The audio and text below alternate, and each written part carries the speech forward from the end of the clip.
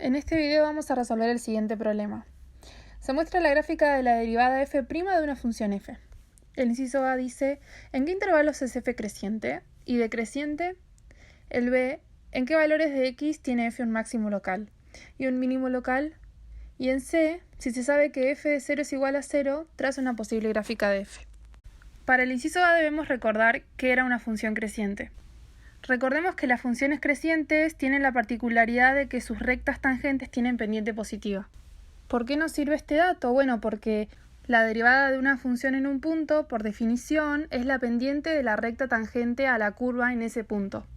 Entonces, si nosotros lo que queremos es ver en qué intervalos es f creciente, lo que tenemos que mirar en el gráfico de la derivada es dónde f' es positiva, es decir, donde el gráfico de f' se encuentra por encima del eje x.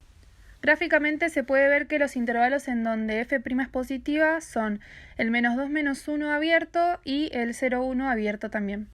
El análisis para analizar el decrecimiento de f es análogo al que acabamos de hacer, solo que en ese caso hay que mirar donde f' es negativa.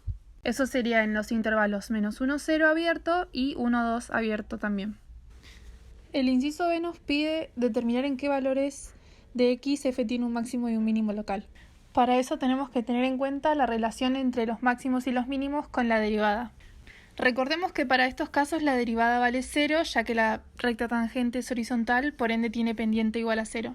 Dicho esto, lo que tenemos que mirar en el gráfico de la derivada es dónde corta con el eje x. Se ve gráficamente que esto ocurre para x igual a -1, x igual a 0 y x igual a 1.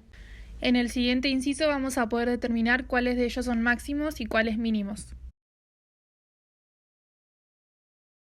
El punto C nos pide que tracemos una posible gráfica de f. Esto lo vamos a poder realizar utilizando los datos que obtuvimos en los incisos anteriores. Por el inciso A conocemos los intervalos donde f crece y decrece, y por el inciso B conocemos en dónde tiene máximos y mínimos. Además, el inciso nos pide que f pase por el punto 0, 0.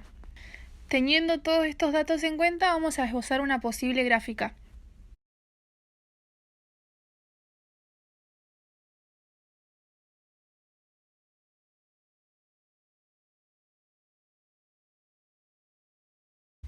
Finalmente podemos observar que para x igual a -1 hay un máximo, para x igual a 0 hay un mínimo y para x igual a 1 hay otro máximo.